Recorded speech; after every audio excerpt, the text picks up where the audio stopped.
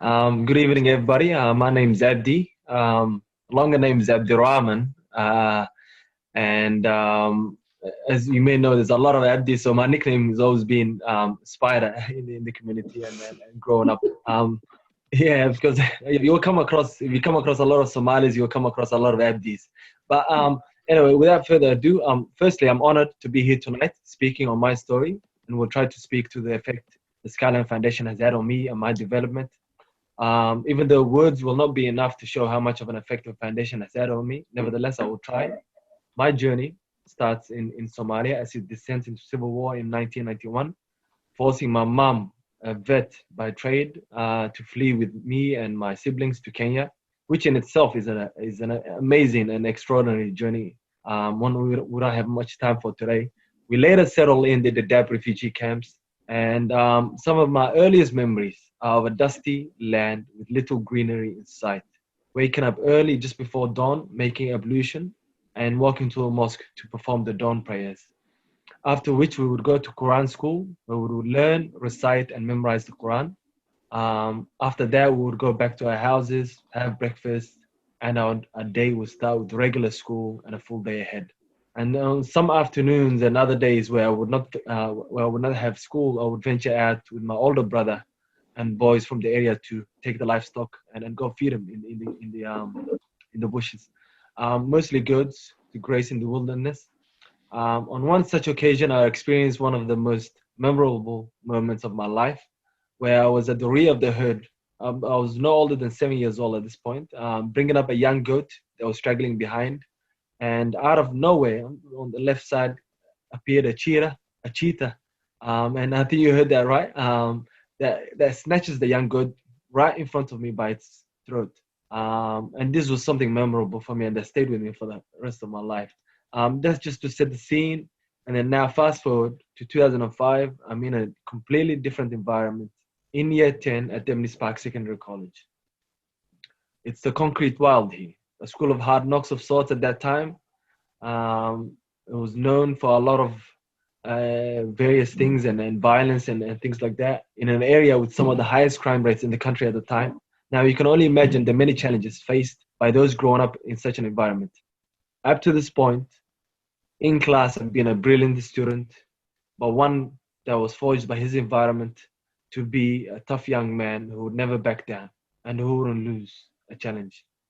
And in that kind of environment, if you're seen as timid, naive, or a pushover, and if you don't have a patron or older cousin or brother to save you, then you're in trouble. And so this forced you to strengthen yourself up and to make sure that you weren't bullied or anything like that. It was in this year that I was very fortunate that my companion teacher saw great potential in me in terms of that I was doing very well in class. I was still getting into trouble outside of class, and she saw that I was at crossroads. And she encouraged me to apply for and receive the Skyline Foundation support, which would prove to be invaluable, not only for the financial support, but the guidance and lifelong learning provided by it. I can say that without a doubt, I would not have done as well as I did without the Skyline family support. Some of the longest lasting lessons I've learned throughout my life were from the Skyline Foundation. Those of making the right choices continually, and of course, the famous concept of working smarter, not harder. Concepts I promote in my many interactions with the youth today, in my various ventures. The many development sessions ran by the foundation equipped us with the skills and mindset to navigate not only education, but general life. And I'm forever grateful for that.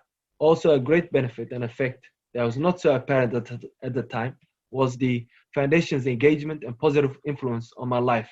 One that was a direct opposition to all the negative influences surrounding me at that point, taking me out of that environment and introducing me to a new environment where I could see peers that were achieving for great, striving for greatness, and that wanted to improve their lives and be successful.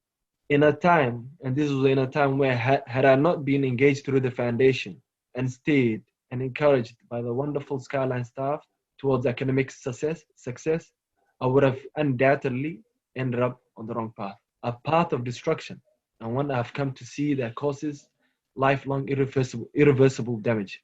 A path that I've seen many of my friends, my teenage friends, embark on with lifelong effects. Now, fast forward to this day, and I am a clinical research associate, currently working for a global clinical research organization and drug development services company, organizing, administering, and monitoring clinical trials of neo-oncology drugs to assess the benefits and risks of using them.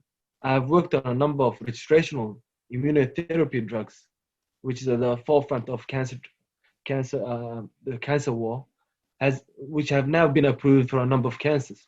In my time since Skyline, I've developed a passion for community and youth development. Seeing what the Skyline Foundation has done for me, I've wanted in turn to give that back to my community and the younger generations. And I'm currently the president of the Newmarket Phoenix soccer and basketball clubs, along with the Rising Phoenix Youth Development programs that run alongside them. A program designed to engage the youth through sports, something that they love, and then equip them and give them the environment that equips them with the skills and wisdom to succeed and thrive and to have positive role models around them. I've been in that space now for almost a decade, and we have on average had over 100 young boys come through our programs. Finally, I've also developed a keen interest in business and business development, having run my own niche security business for a number of years with plans to venture into other areas of business in the future. Now, I can safely say that I would not be the man I am today without Skyline. And I am forever grateful to the Skyline Foundation and family for their support during that pivotal period of my life. And the saying in Islam, and I'm quite a religious man now, it's a la yashkurullah, la yashkur nas, la yashkurullah, which means that whoever doesn't thank man or mankind doesn't thank God if they are to be righteous. So I would like to again show my gratitude to the Skyline family. And I would like to take this opportunity to show gratitude to all the sponsors and staff that enabled the foundation to impact so many people's lives. Case in point is simply that supporting and nurturing a young, hot-headed man as myself, called Spider at the time. Not only has the foundation had a positive impact on me and my family directly, but it has also impacted on all the lives that I have in turn positively impacted since then. And I hope to continue to touch through the various ventures I've been involved in. I have come to believe, and this is in no little part due to my religious belief, that the most important thing in life is contemplating and understanding your purpose of life.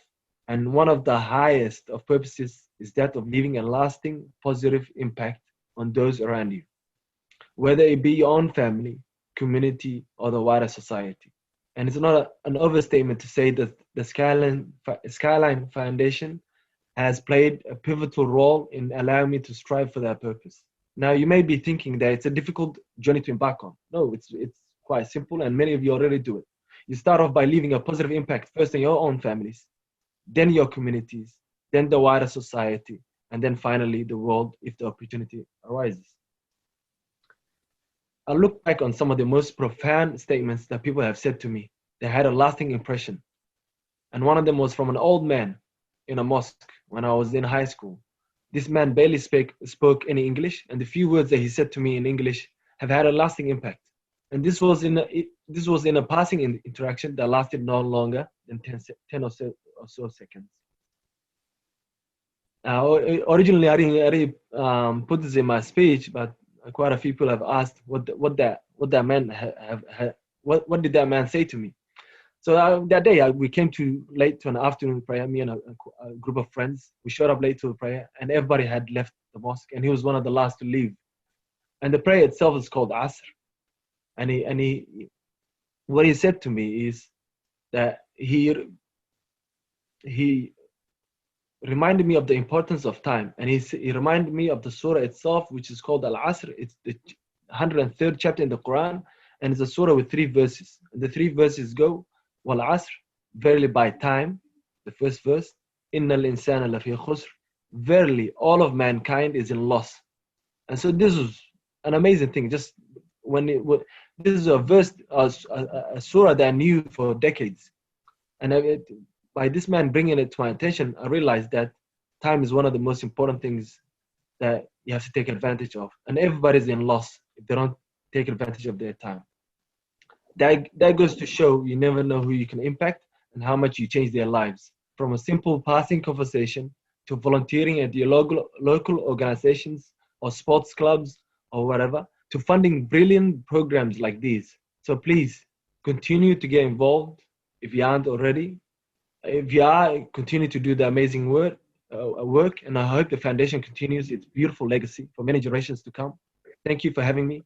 Oh, sorry. Before I finish, just a quick message to the students and others who may benefit. Please continue to stay vigilant and work hard towards your goals, and don't be disheartened by any setbacks you face, because you'll be stronger for it. And notice that some of the setbacks you're facing this year will be quite unique. I'll just share an example with you that even after receiving the Skyline Foundation, I still had so much negative influences around me that in my year 12 year, we had inter-school sports. And now we're playing soccer, and there was a fight that broke out. I got involved in the brawl. My cousin was involved, and I lost my my judgment in that moment. I got involved in this fight, and I remember distinctly that year I got suspended for 4 weeks. This is in my year 12, yeah, for 4 weeks. And for the rest of the year, I wasn't allowed to have lunch with the rest of the classes. I nearly got expelled for that incident. And at that crossroad, when I got suspended for 4 weeks, I had a choice to make. It's either just you go home and you have fun like the other days you get suspended, you think, or like what the Skyline Foundation has taught me, you take advantage and you do what you can in that moment and with that setback. And so I remember I continued to study like I was in class every day for those 4 weeks.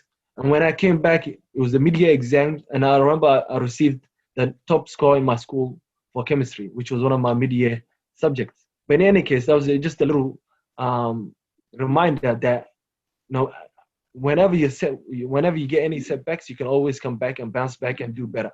So don't be disheartened by any of it. Secondly, surround yourself with good people. Learn from others and those who have more knowledge, experience, and are wiser. Finally, find your purpose. It may take you your whole life, but don't stop searching and enjoy the journey of life, the detours and all. And that's it for me. Thank you for having me.